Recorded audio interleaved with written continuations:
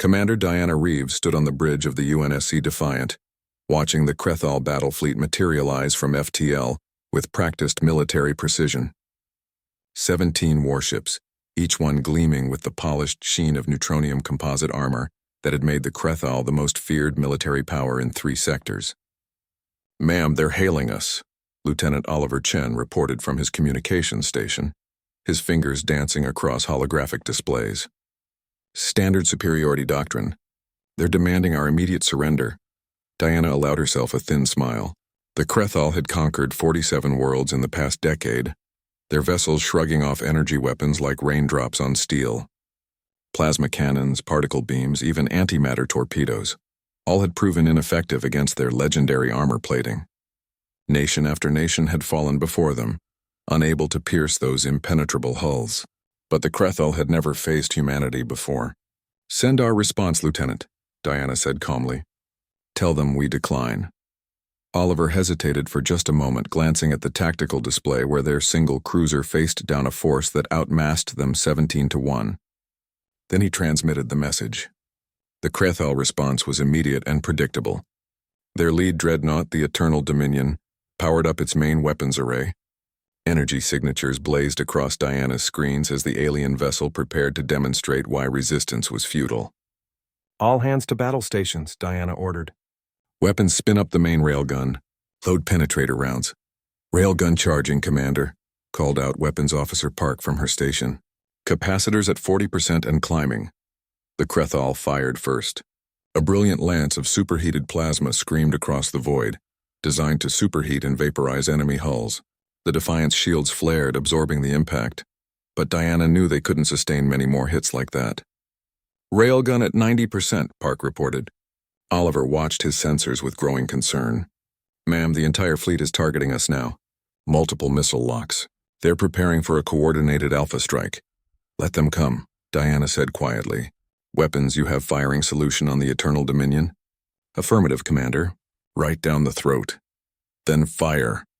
The Defiant shuddered as magnetic coils running the length of the ship discharged in rapid sequence, accelerating a dense tungsten carbide projectile to a significant fraction of light speed.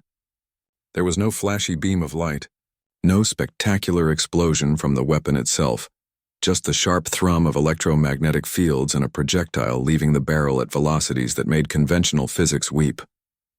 The Krethal commander must have barely registered the launch before the round struck. At those speeds, armor didn't matter. Mass didn't matter.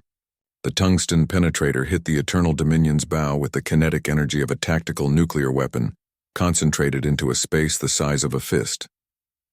The neutronium composite armor that had withstood antimatter warheads simply ceased to exist at the point of impact, vaporized by the sheer physics of the collision.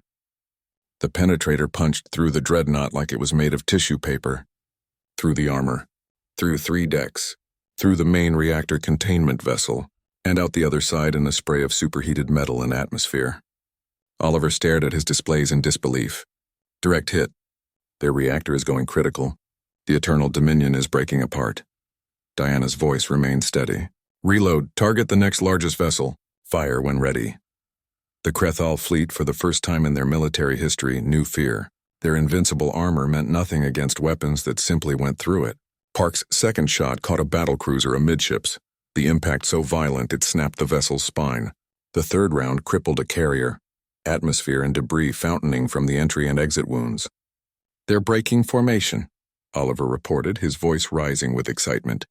"Multiple ships are attempting to retreat to FTL."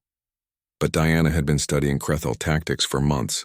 She knew their doctrine, their formations, their arrogance, weapons targeting solution on their command ship.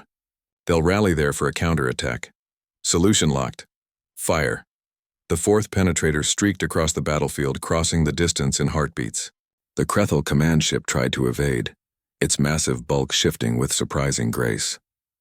But at relativistic velocities, evasion was a fantasy. The round struck dead center, punching through the heavily armored command deck and detonating ammunition stores deep within the hull.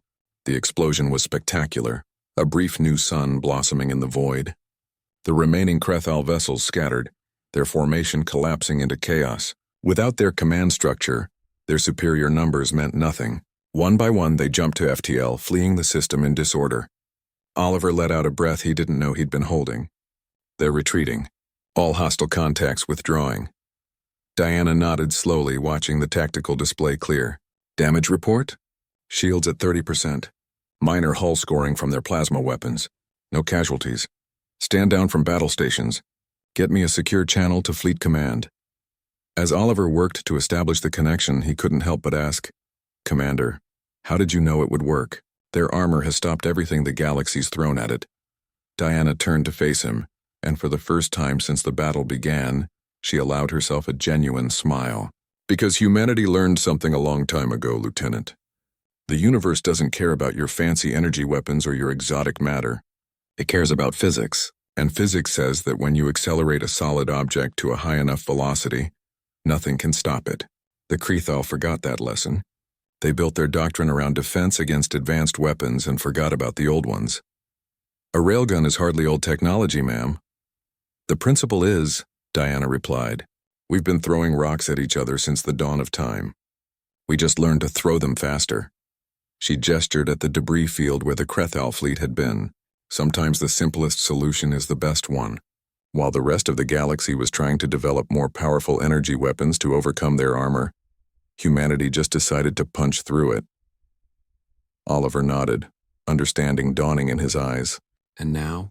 Now, Diana said, settling back into her command chair as the connection to Fleet Command established. We send a message to the Krethal Empire. Tell them that humanity has entered the war. Tell them their armor means nothing. Tell them that if they want peace, they'll withdraw from every world they've conquered and come to the negotiating table. And if they refuse? Diana's smile turned cold. Then we'll teach them the other lesson humanity learned long ago. Never start a fight you can't finish. The communication channel opened and Diana began her report. Behind her, through the viewport, the wreckage of 4 Krethal warships drifted in the void. Silent monuments to the galaxy's newest lesson about humanity.